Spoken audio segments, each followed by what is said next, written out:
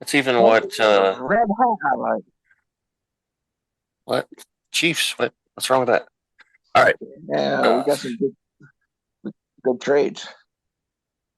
I'm gonna get started. Let me open up a couple screens here so I'm ready for that. All right, let's push the buttons. No, you don't. You don't have anything to do. Welcome to the Rebel Alliance Briefing Room podcast. We are here to podcast about anything and everything Star Wars with you. Please visit our website where you can play current and past episodes. That's https://RABR.KaileJohansson.us. That's RABR.KaileJohansson.us. On the left-hand side is a navigation menu. You can use this to learn how to load the Rebel Alliance Briefing Room podcast on your Android or Apple phone and tablet. And we have direct links to our podcast on Apple and Google Podcasts. Please participate by connecting to our social media, answering questions of the week, or submitting feedback directly from the site. Again, all of these are available at the Rebel Alliance Briefing Room website at RABR.KaileJohansson.us. And now, it's time to talk Star Wars. I am Kyle John Johansson, and this is Andrew Scott Sutton. Say hello. And then we've got Rick here too. Got a full house today. You need to build him into it, bro. Yeah, that means I have to re-record. Oh my god, that's so much work. Eventually I will. Oh my god, Rick hasn't decided about time during the week. Rick doesn't. Well, how? I don't. I got to work. Rick hasn't decided if he likes us enough yet. So. Yeah, this is just a trial.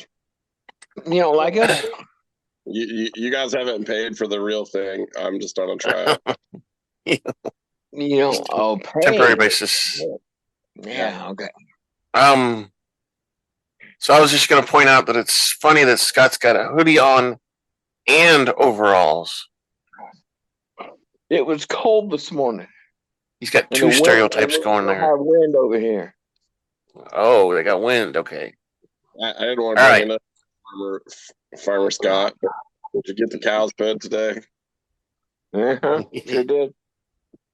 I have a 1.5-year-old red tick coonhound boxer that she don't run for an hour and a half or more a week.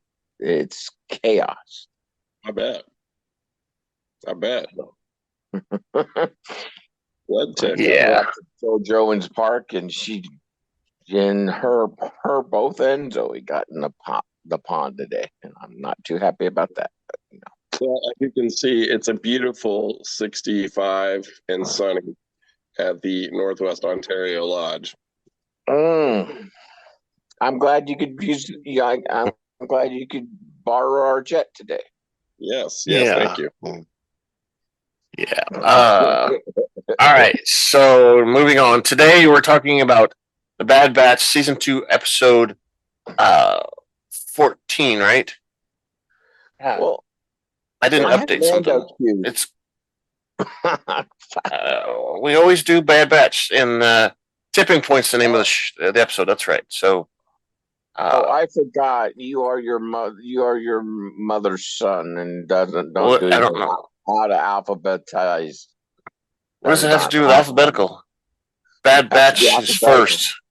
B for Bad Batch. No. Anyway, this is a stupid argument, so we're going to do the news. It's time for the news. And the news is nothing exciting. We don't have any exciting news, but we've been talking about these different types of vehicles and stuff, I guess we could call them. Let me get my screen shared. Make sure I got some sound going. Oh, Rick fell down. Rick fell over. Whoa. Rick fell over. All right, so this vehicle is called the All-Terrain Reconnaissance Transport.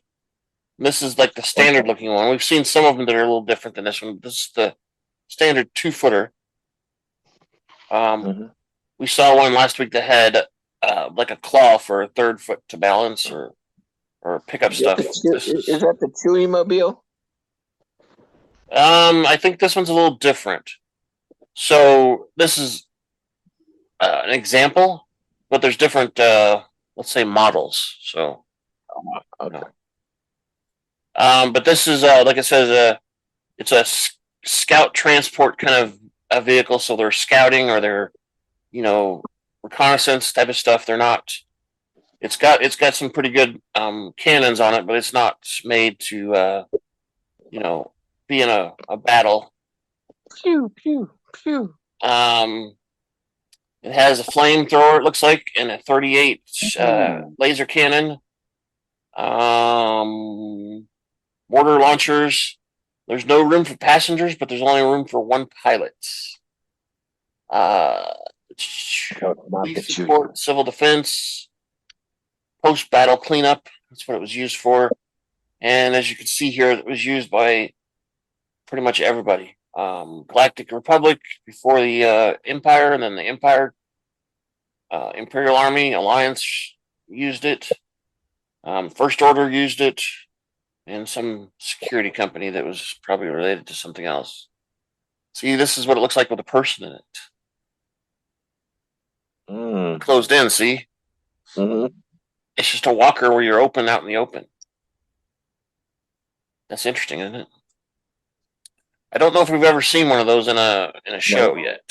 Let's see. It'll tell us here. It says it was used during the Battle of Ryloth. Nothing. These might have been seen maybe in some video games or something. That could be where it probably was. Scout troopers. Yep, it's not necessarily in any movies. The First Order used the walker. Yeah, I don't remember what that came from. It's probably a game too. Stupid pop-up. And let's see.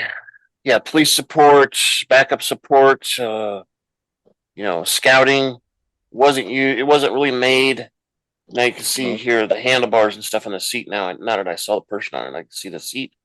There's a saddlebag on the back there. It's not interesting. So it's almost like a speeder, but it's got legs instead. It's pretty much what that is.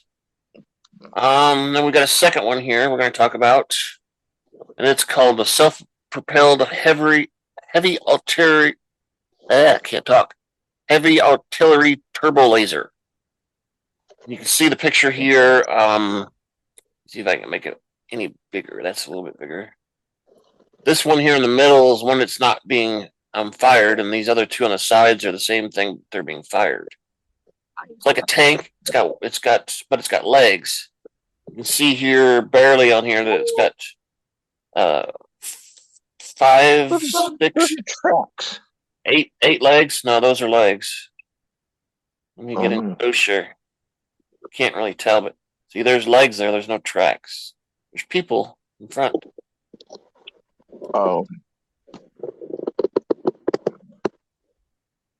Those are definitely legs, but they're huge legs. Look at, the feet go way out there for stability, I'm sure. But this is mostly just a cannon type of vehicle. It's got this big, huge turbo laser on it, right? So it's 140 meters long, 35 miles an hour, a crew of 30. So 30 people can fit in that. Crew of 30. Yeah. What are they doing? Pedaling? Twiddling their thumbs. I don't know. They're pedaling. Takes a lot of people to charge up the laser. I don't know. Could be carrying people too. It just doesn't. Well, they have the Planet Star, Death Star thing, and they use it in the sun, and they go boo. Okay, that makes sense. Yep. It's going to pop up again. This is and they were used in defense against ships that were landing. I can't say that word today. Artillery walker were generally deployed in squadrons of 4 and were usually placed behind advanced walkers. Mhm. So they were the heavy long range cannons that might police the sky a little bit. And I wanted to see the history here, so if we've seen it. And I think we've seen these in the Attack of the Clones. Probably when they were fighting the Gungans and whatever, when they had that weird shield thing or whatever. We probably saw some during that time. And the first appearance of the Zillo Beast which was in Clone Wars, the animated show. Mhm. We saw one then, it says.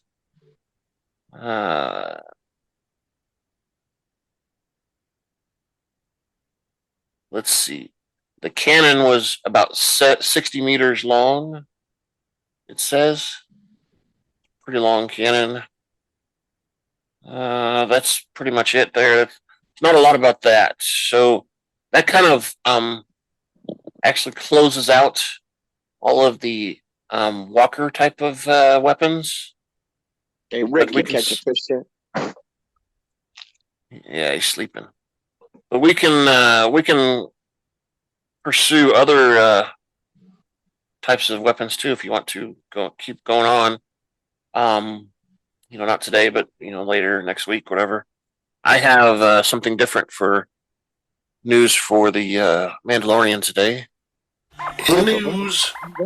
So that's the end of the news, and we want to tell people not to go any further if they haven't watched the episode. We don't want them blaming us for being spoiled, but we're gonna spoil them from going forward. So, we had Saul Ruiz was the director of our show today. The writer was Jennifer Corbett and Matt Michnovetz. Story editor was Matt again, and I added this time the musical score was done by Kevin Kiner. He's been doing all of the music for The Bad Batch. Every episode he's done the score for. And then our cast today, we had Captain Pearce, and then one of the Imperial techs and a Stormtrooper number 4 was done by Ben Diskin. Many of the clone troopers, Fireball, Gregor, Howser, Nemec, all done by D. Bradley Baker. Fireball. Fireball and Howser's pretty cool too. I like Howser. Dr. Royce Hemlock was on our episode again, played by Jimmi Simpson. Dr. Scalder was played by Helen Sadler. And then Emerie Karr was played by Kiesha Castle-Hughes. We also saw Governor Tarkin in a video call. He was using Zoom again. One of the Imperial pilots, Stormtrooper number 5, all done by Stephen Stanton. Again, we saw the people at Pabu this week. We saw Lyana Hazard, played by Andy Allo. We also saw Shep Hazard, who also, same guy, voiced Stormtrooper number 4, Emerie Williams. And then, surprisingly, we saw Senator Chuchi this time, too. Her skin is blue, but she's got pink hair or something weird. Jennifer Hale. Mm-hmm. And then we had one person play Stormtrooper number 1, Stormtrooper number 2, which is Norrish Dolly, which is the same guy that played, our favorite bad guy that is always threatening the Bad Batch. It's not a doctor. So that means we get to play a commercial. And now, a word from our sponsors.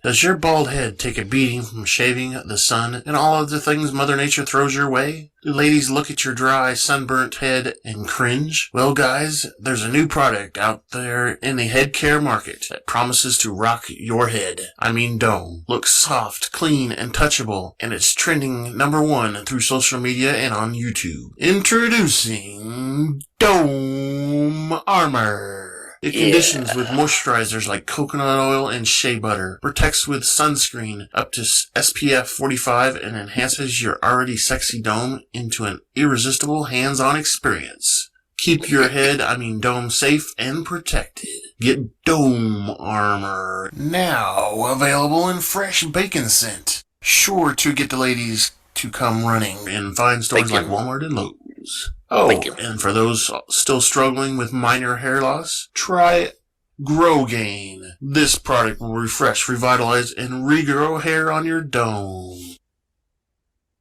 Just like Rick. Look at it. It's all fluffy. All right, I got to change this because I'm sharing my screen stuff that I don't want to share. It's okay to share it, but I just don't want to share it anymore.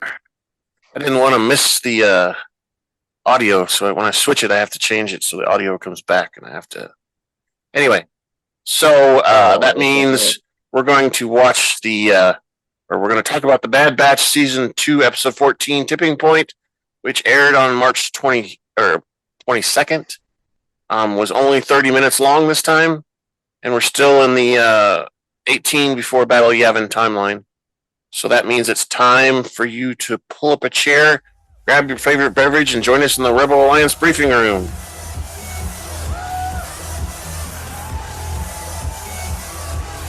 There, that's good.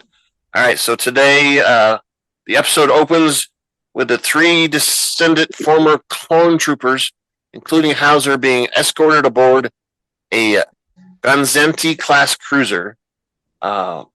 Stormtroopers under the command of Captain Pearce, which is the guy that got on the elevator right there at the beginning. He had the weird-looking hair. Captain Pearce. The cruiser reaches the space above the planet of Balamora, but is attacked immediately by another starship before it can jump into hyperspace. So somebody knew they were coming, and somebody jumped in right there before they jumped out. And they immediately disabled their hyperdrive engines, didn't they? Yep. The attacking starship, led by clone veterans Gregor and Echo, disabled the hyperdrive and their defenses, so they can't track them enough to fire weapons accurately. Let's just say. Gregor and Echo command several other clone troopers that are helping them out and preparing stuff. After disabling the cruiser's weapon system, Echo and Nemec lead a boarding party aboard a smaller leech ship that drills through the upper of the hull of the cruiser, which I don't know if you guys noticed that. So they attached at the bottom because that's what the Empire was expecting, but they put their other ship on top and actually drilled a hole in to sneak in.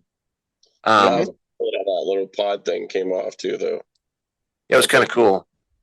Jettisoned off and then kind of flew over. Exactly. It was a weird little ship. That drills to the upper of the hull. Gregor attaches the starship to the forward docking port. Captain Pearce warns the troopers to prepare to be boarded. Big announcement across the whole ship, it sounds like. Descending from the leech ship, Echo and 2 clone troopers shoot the stormtroopers defending who enter the vessel. At the forward dock, Gregor throws a grenade that electrocutes the first group of stormtroopers. He just opens it up real quick, closes it up. And it's funny, they look back down the rest of the troopers and like, why did they close it? Why aren't they coming? They're like, I don't understand. And then he takes, then he jumps out and takes several with his blaster. Under attack on 2 fronts, Pearce issues orders to initiate the protocols and erase the databanks. Echo and Nemec and their team secure the engine room after taking out several stormtroopers and sentries. While the clone trooper named Fireball frees Howser and his comrades, Echo and Nemec lead the attack on the bridge.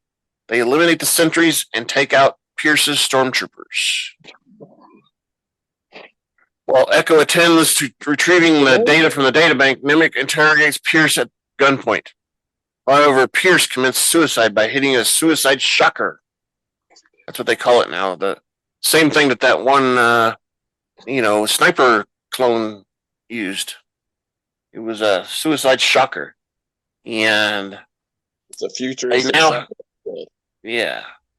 now have an article about what that is. It's a suicide assisting weapon that can be implanted inside an individual's mouth. It was activated by biting down, which results in an electric shock that kills the user. So I was right. It was a shocker. And it does mention here that the clone trooper sniper used the same thing, and Captain Pearce, as far as we know, are the only ones that have used it. It says here that someone else used it later on in the future. Anyway, it doesn't matter. Where were we? Shocker inside the mouth. Gregor informs Echo and Nemec that they have liberated the prisoners and fall back. Echo wants to retrieve what's left of their files. Shortly, the Imperial enforcements arrive in a form of an Imperial light cruiser and several V-wing starfighters. Echo tells his comrades to buy more time, but Nemec disagrees and pulls out the data rod. Pulls out. While Gregor detaches the ship, Echo and Nemec escape in the leech ship. Following in a dogfight, they dock with Gregor's ship and flee into hyperspace. And it looked like there was a couple TIE fighters that were attacking them too, didn't it? Yeah, they were getting attacked, and then all of a sudden, the big ship came. Yeah, TIE fighters, like 6 of them. Yeah. So elsewhere on Mount Tanasis in Wayland, 2 stormtroopers frog march Crosshair out of his cell. Frog march. I guess that's because he's got cuffs on his legs.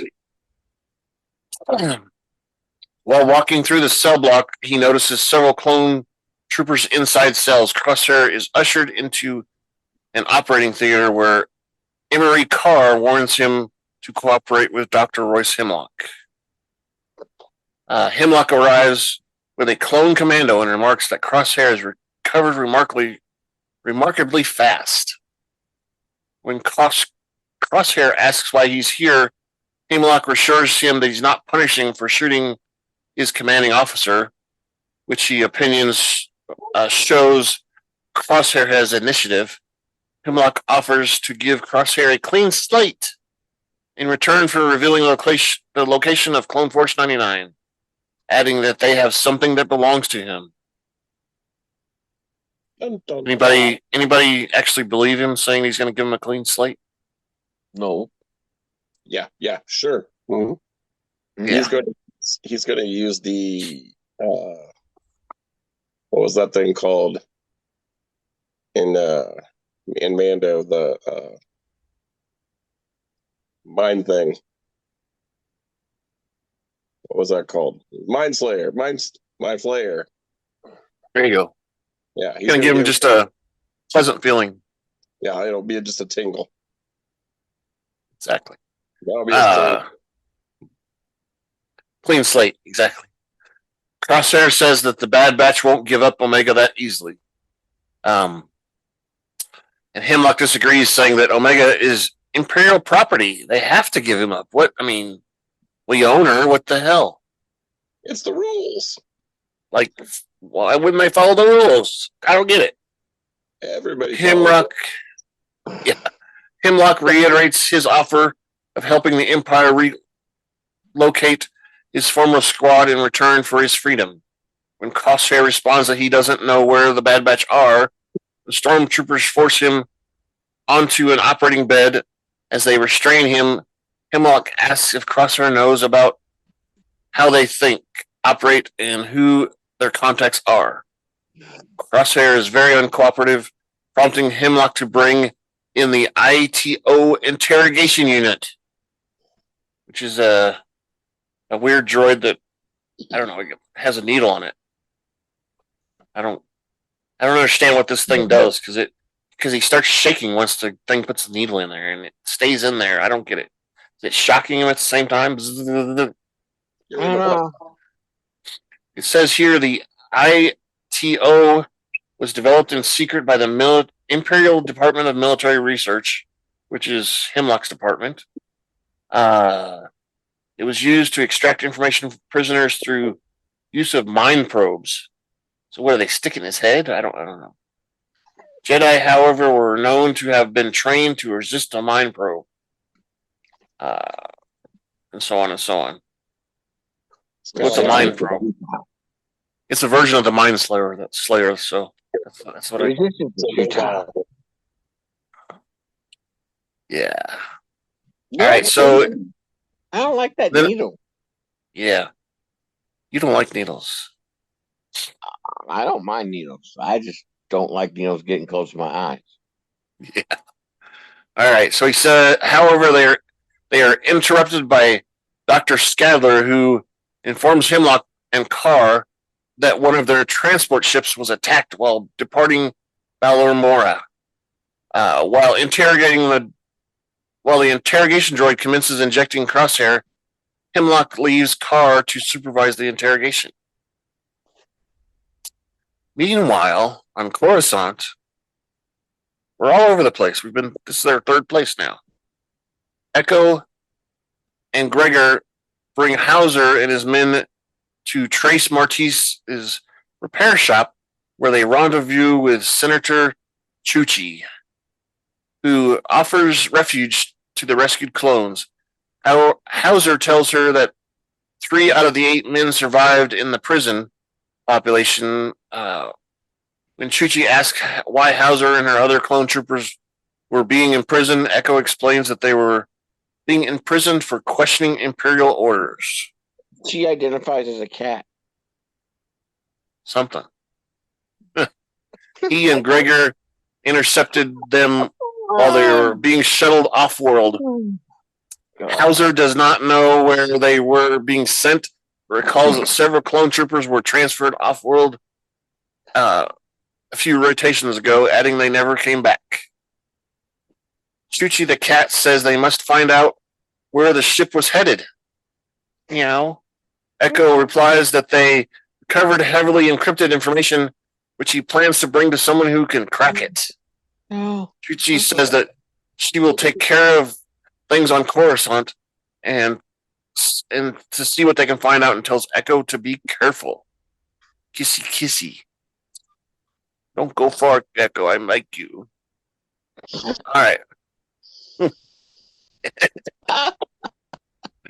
Back on Mount Tantus, Karr suspends the interrogation when a stormtrooper protests, saying, "Hey, we were told not to stop until he talks." She responds that the prisoner cannot talk if he's dead. Come on now. And tell him you don't put your gun down. Yeah, that's what's going to happen here in a second. But I think we're seeing that Karr kind of likes Crosshair and is probably going to help in his escape attempt if he escapes later on. I don't know. She seems to sympathize with him a little bit. So while Karr consults a computer, the guards try to secure his restraints under her orders. However, Crosshair grabs a blaster pistol. Pew pew! Pew pew! And he shoots the troopers and the interrogation droid. Karr attempts to reason with Crosshair, but he forces her to free him at gunpoint. He says, I need your keycard pass. Gimme. She tries to convince him that he can't escape, but he stuns her with her blaster. Crosshair makes his way through the corridor and shoots 2 stormtrooper sentries. He's kind of staggering and groggy, it seems like, too. He unlocks a blast door only to encounter 4 armed stormtroopers. Crosshair takes shelter behind a panel and shoots an overhead pipe, which releases gas that disorientates the stormtroopers. He then takes advantage of their confusion and shoots them down. And I want to point out here, when he's shooting at these guys, if you guys notice, he misses a couple times. Normally he doesn't miss at all, but he misses at least twice that I saw, maybe 3 times. He's got a big needle in his head. Come on, give the guy a break. Yeah, needle in his head. God, come I know. on, I'm just saying he missed. He missed. He doesn't miss. That's all I'm saying. Crosshair then enters Terminal 3 and uses Karr's access card to send a transmission through a satellite while saying Plan 88. Stormtroopers detect the unauthorized transmission and steal the room. Crosshair issues a warning to the Bad Batch before being incapacitated by a green toxin. Kind of looked yellow to me, but green, whatever. Hemlock enters... It's green on my television. Okay. Enters Terminal 3 with the Stormtrooper and tells Crosshair that he has developed a toxin which he has an immunity for, but not Crosshair. Crosshair closes his eyes. But there was a stormtrooper in there too that it wasn't affected by. Well, they're supposed to filter. They have filters on those. Oh, maybe. Yeah. Okay. I don't know. But I understand what you're saying. I saw that too, and I was like, wait a minute. Yeah. Did he give the immunities to the stormtroopers as well? I don't know, but we know from future movies, Finn. He tells us that there's a breather filter in the mask. True. Oh, future movie. It's a all right. pictures. That's a spoiler of a spoiler of a spoiler. Exactly. Elsewhere on Pabu Island, life has returned to normal on the lower levels since the recent tsunami. While unloading goods at the dock, Shep Hazard asks Hunter about a visiting clone friend. Hunter reassures Hazard that he is not with the Empire, which pleases Hazard.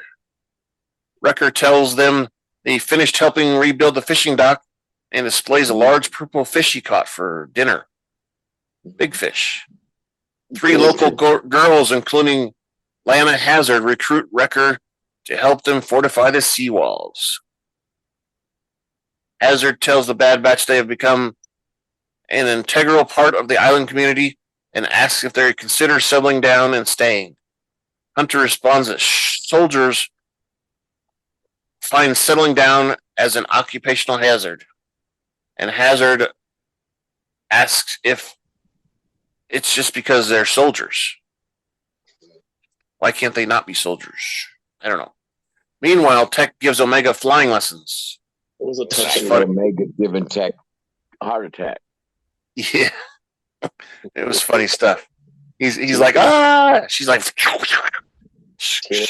Well, Kyle, you don't have an offspring, or have you taught anybody to drive? Yeah, but I remember what it was like when I first learned how to drive. It'll put years on the person that's riding with you. Yeah, I know. Yeah, and you tried to kill me. Yeah, that's right. Under Tech's guidance, she takes the ship down and up repeatedly. Tech remarks that the alarms have been short-circuited, but commends her improvement due to his teaching skills. She short-circuited all the alarms last time they flew. Gunky watches the flying lesson in the cockpit. Tech asks Omega about executing a sharp swing back to port with zero thruster pull, which Omega calls the Tech turn. She circles the island citadel rapidly. Following the circle, they receive a transmission from Echo. Did she get permission for a flyby? Yep, she did. Omega is delighted that Echo is coming to visit them. After exchanging pleasantries, Echo challenges Omega for a race to the landing zone. Soon, which I thought was funny that he actually got there before her, because he was farther out to start with. I don't know. Did you see the people scatter though when she was landing? They're like, "Whoa!" Whoa! Ants! They weren't expecting it, I guess. She didn't ever back up.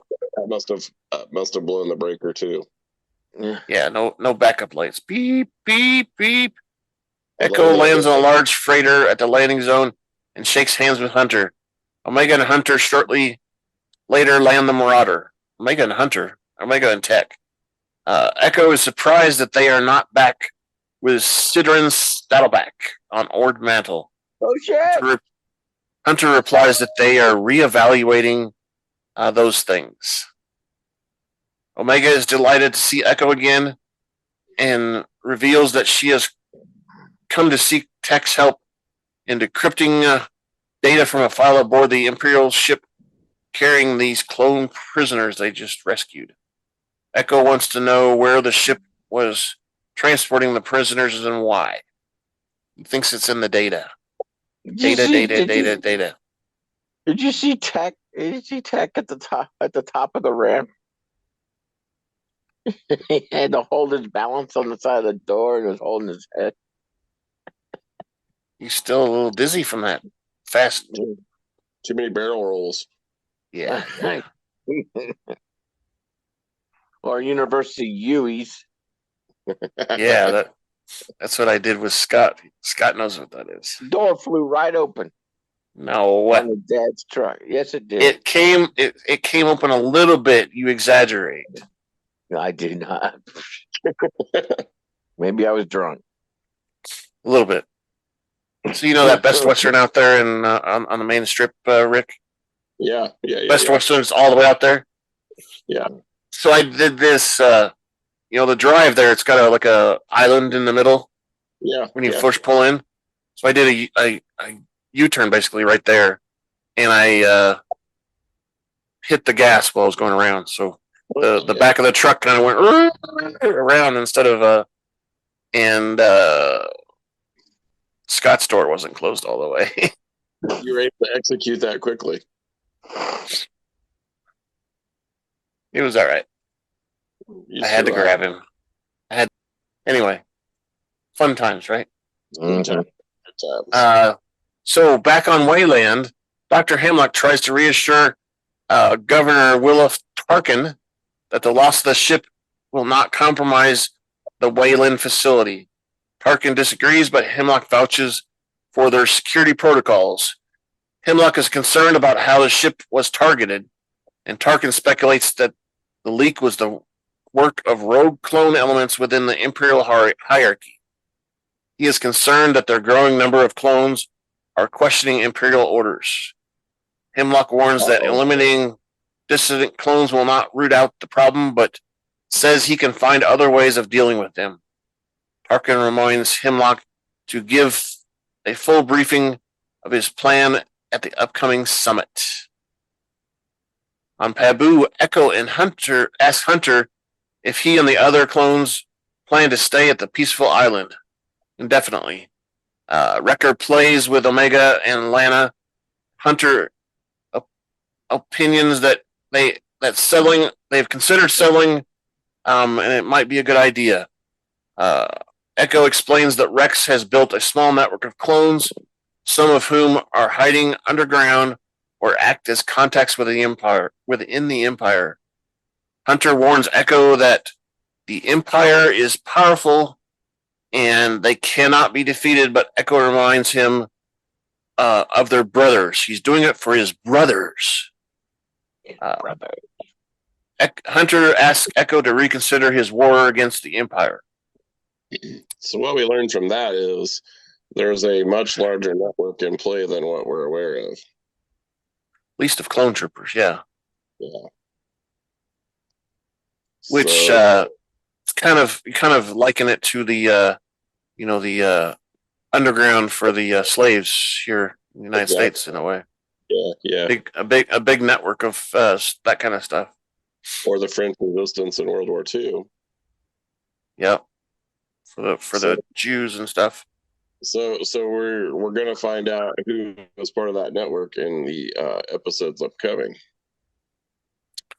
Yep. I mean, we know some of the big players already.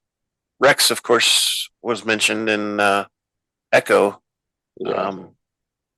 If Scott remembers, Rex and Echo played a big part in the Rebels for a while too. And I think it's funny that they're using this Trace Martinez's repair shop as a like a landing place where they're offloading all these troopers. Because if I remember everything we've learned from Trace Martinez, she was always suspicious of everybody. So I just find it hard that she's actually letting him use it. Anyway, Tech summons the rest of the batch back to the ship via comlink because he has decrypted the data. He explains that the Imperial transport Echo hijacked was assigned to the Advanced Science Division. Hunter is unaware of that unit. Tech explains that it is a clandestine operation without records in its location or purpose. Dun dun dun. He discovers that the Advanced Science Division is headed by Dr. Royce Hemlock, who was expelled from the Republic Science Corps for unauthorized or unorthodox experiments. So, he's a mad scientist, basically, right? He's the doctor, whatever, like of the Holocaust. The that guy's name. He was kicked out because he was doing some whatever. Yeah, I know who you're talking about. I can't remember the name either. I think what his name is now. Dang it. Vorkian? No, that was the doctor that was killing suicide. Yeah, I was going to say Himmler was not the doctor. He was the one that was at Auschwitz. Himmler was a general. Yeah. Doctor. Hey, over the science when Himmler the scientist. No, Himmler was like the guy that wore the glasses, and he was like Hitler's right hand kind of man. I don't know. It's irrelevant, but that's what this guy kind of reminds me of. Like he's, he wants to do all these experiments on the clones to, Yeah. Well, because they're indispensable, right? Yeah, they're expendable. There you go. Expendable. That's what I meant to say. All right. So Omega asks why they were transferring clone prisoners to him, and Tech says that he does not know, but previous records mention that other clones transferred to the science division, including Crosshair. Uh-oh. Everybody starts crying. Uh-oh. Wrecker was surprised that Crosshair turned against the Empire. Hunter asks how sure Tech is, and Tech replies that he found Crosshair's clone number on the transfer register, and he also checked all comm channels and found a recent distress signal from Crosshair with an old code on a message saying Plan 88, the Seeker. Tech thinks that Crosshair is warning them but Hunter believes it's a trap. It's a trap. Wrecker asks how they will find out whether it's a trap or not. On Wayland, Crosshair is fastened to the operating table. Hemlock and Karr enter the operating theater in presence of stormtroopers. Hemlock warns Crosshair that he will only leave the facility if he is allowed to. He extends his offer to Crosshair a second time, saying, I'll let you go. Crosshair is defiant and silent.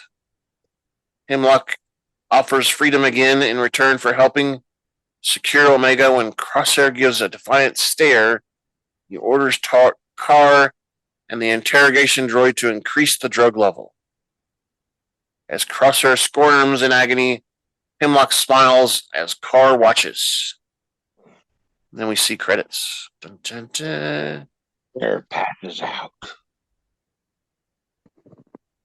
So, what did you guys think of that episode? Episode. I thought it was pretty good. Yeah, it wasn't too bad, was it? Uh-uh. It definitely had some back and forth action, that's for sure. They were kind of all over I the don't. place. I don't see why you're saying Crosshair defied the Empire, or Well, that's why they did think the he's got Empire, captured. the Empire just getting rid of him? He didn't defy anybody. Well, they don't know that. Or the Bad Batch doesn't really know that. Yeah, they don't know that he's shot his commanding officer and whatnot. Yeah, so that's defying the Empire by shooting his commanding officer. I don't know. What do you guys think of a question of the week? I came up with something, but I'm not sure I like it. I came up with Will Crosshair give up Clone Force 99's location? Will he live? That's what we asked last week. Yeah, Well, get to him on time. you do focus on Crosshair, but do the Bad Batch get Crosshair free, or does he get help from a sympathetic? What's her name? That's about his Karr. Yeah, Emerie Karr. Yeah. Is she sympathetic to the clones, or does she, follow orders? Yeah. I don't know. We'll see, but she seems sympathetic, doesn't she? If Karr helps him, does he take Karr with her? With him? Good. I don't know. And she becomes I would say she probably gets shot. Yeah. I don't know. I don't think Crosshair is thinking, romantically or anything about her. So. And do we see tears from Crosshair? No. Nah. But we do understand that he still is sympathetic to the rest of the clones, or else he would not have issued the Plan 88. Yeah. So his loyalty, to them is still there. Yeah, especially after what he knows now, right? Yeah. He knows that stuff's going on, and he saw all the troopers too. In the being in the hallways. Being tied up and stuff. Yeah, so I think it's like we all know that next week is the final 2 episodes, same week, same bat channel, same bat time.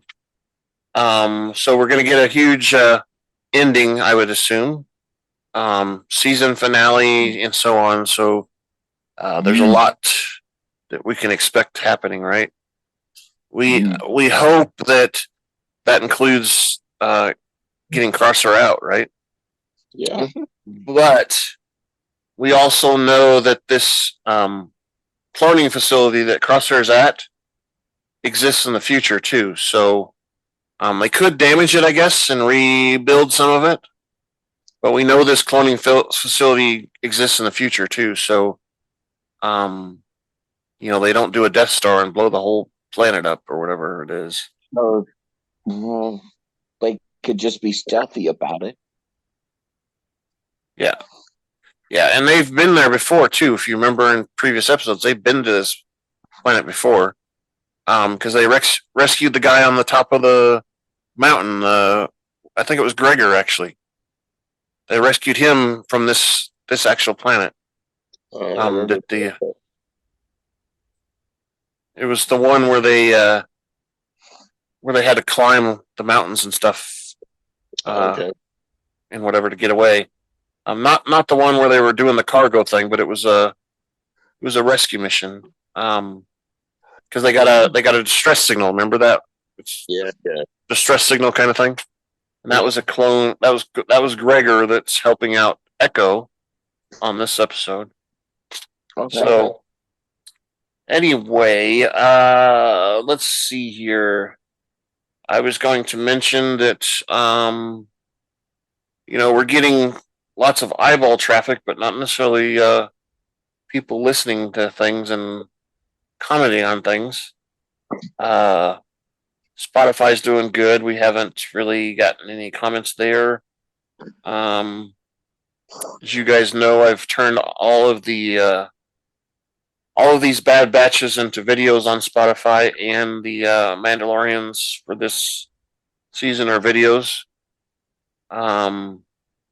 Be neat if Amazon did that too, but they don't.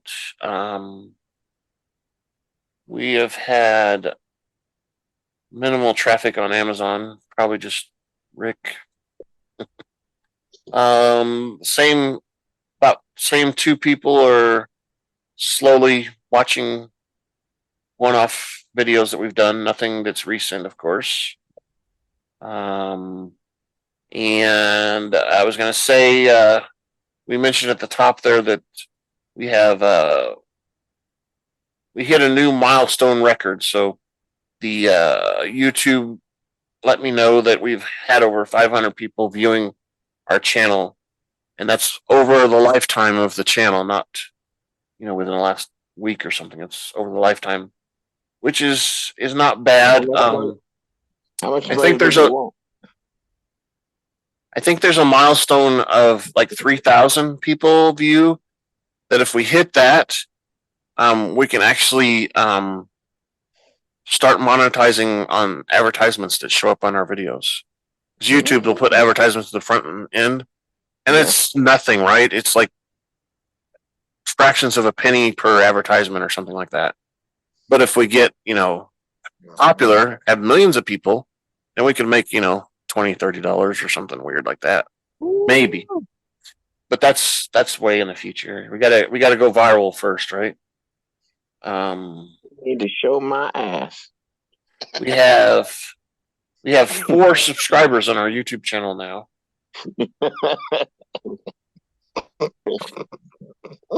And I'll, as you show your ass, I'll turn off your video. I can do that over here, The dust don't blew that moon up. Yeah.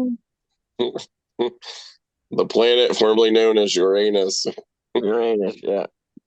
Exactly. Let's talk about the feedback. Feedback at KyleJohansson.us. That's feedback. KOHANSEN.us. I know. Black hole. I don't want to see that black hole. He's no. No, we got to get done so we can go to the next one. Let's go. Let's go. That's what I'm doing. So we were talking about feedback. So we've got email address feedback at KyleJohansson.us. You can send us videos there if you'd like. You can send audio if you want. That'll all work there. If you go to our website and look on the left-hand side over there, I think on the left-hand side we have links to feedback, questions of the week, in our social media, and you can also find where we are on YouTube there. So the feedback link will bring up a form. You fill it out, send it to us, and we'll read it on the show. The questions of the week, you can answer those and then put comments at the end of why you answered what you wanted, or you can put pretty much anything in there. We don't really care. Twitter, we're on @super_duper_pod. And of course, the YouTube channel has comments that you can make on every episode if you'd like. So that was our feedback, right, guys? What do we want to know if you want to see Scott's black hole. Wake up, Scott. What? All right. What? Nothing? What? Anything else you guys can think of that you want to discuss about this episode? Can't wait for the next ones. Yeah, that's next couple are going to be pretty exciting. It's going to obviously we know. I'll have to drink a Jolt Cola when I get home from work. Yeah, so you can stay up for them. Mm-hmm. Yeah, you can just do it. You can just watch them on your phone while you're at work. Nope. I like my big screen with my stereo sound. Okay, then.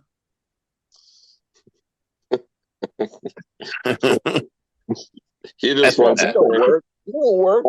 Ass. Who works? We all work, you weirdo. Let's go.